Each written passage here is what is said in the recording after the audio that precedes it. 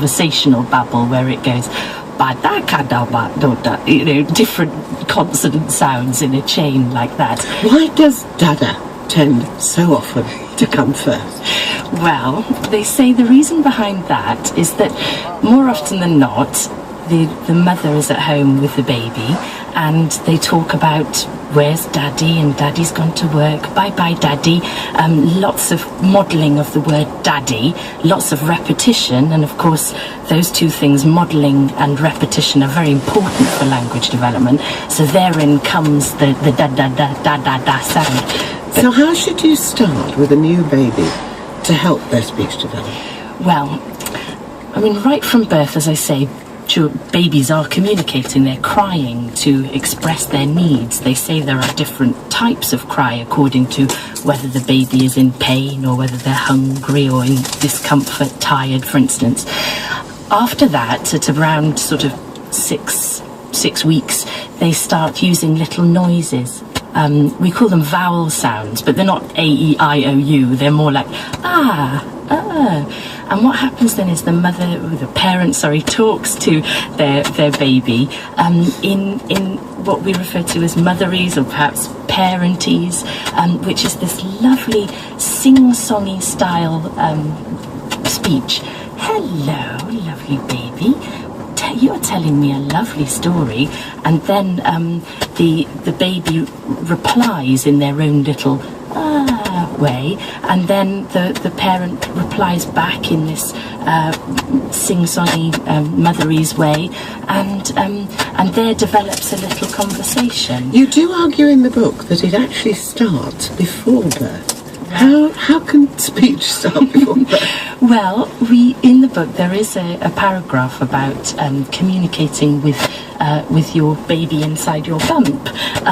So that can be things like if you feel your baby nudging you or kicking, then you push where you felt the kick back in order to again encourage that turn taking, to know that you're communicating with your baby in that way. Also, we encourage sort of singing, rub, rub, rub your bump, or stroke, stroke, stroke your bump. And then once the baby's born, if they're distressed or if you need to comfort them in any way and they hear that little song that reminds them of when they were in the womb, that'll help. You notice when you're out these days that a lot of people carry their babies facing out, or they push them in a buggy facing away from them. What's the child losing if you're not face to face? Well, there's a big push towards parent-facing buggies, and that is, I mean, even with my own daughter, she's 2.5, and I absolutely felt it when she was a little baby.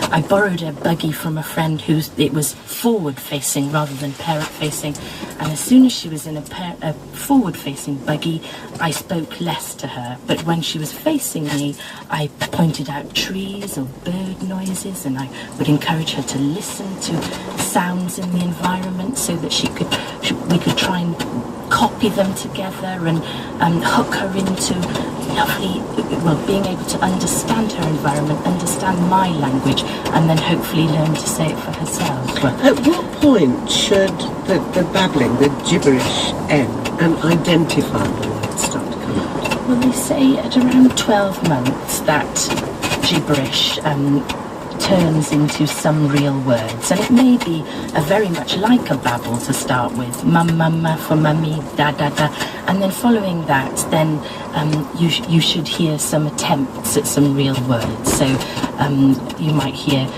words like up, or something like more, or bot for bottle, which is very similar to a babble sound, you see. So then by 18 months, the average number of words a child has is about 10 to 20 words, or attempts at words. They may not be real words, but they're attempts at a particular word. How much difference is there between boys and girls?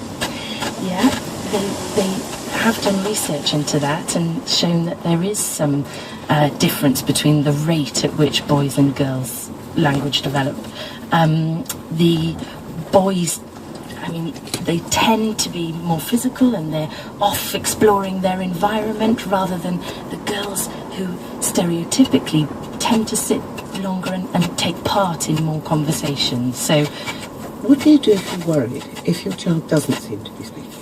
well, I always think it's a good idea to trust your gut, and if you have a gut instinct that your child should be doing more than what they're doing at this moment in time, then seek help. Go to your health visitor, your GP, maybe even ask your friends, what do you think? Grandparents are great also for asking an opinion of, and there's lots that you can be doing to promote your child's speech and language development, and very probably it will come on very quickly, but it's always better to get reassurance and seek advice. What's the one single thing you want people to take away from this book? Yeah, well, in the book we talk about a strategy called Say What You See.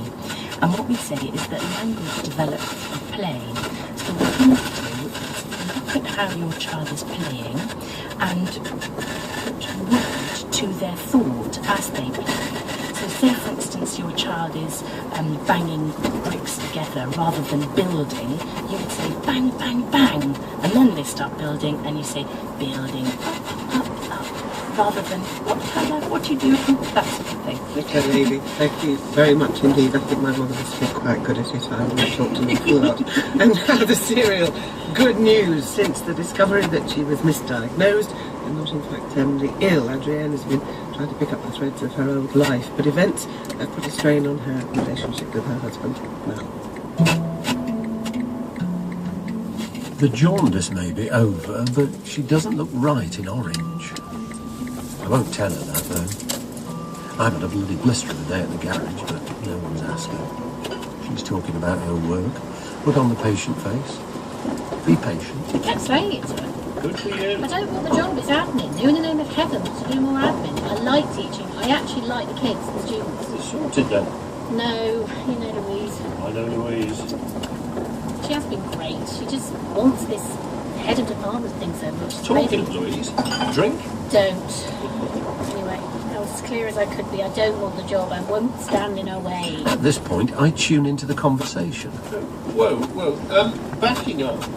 You're talking about the promotion. You're still in time to go for it. Technically. And she's putting pressure on you not to. No idea how much she's done for me at work. She made sure I made every hospital appointment. When I was too ill to go into work, she managed things for me, did my classes, everything. And now it's payback. I don't want the job. And now it's payback time.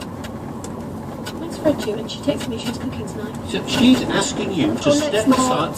Let's not argue, I know. Okay, we'll leave it.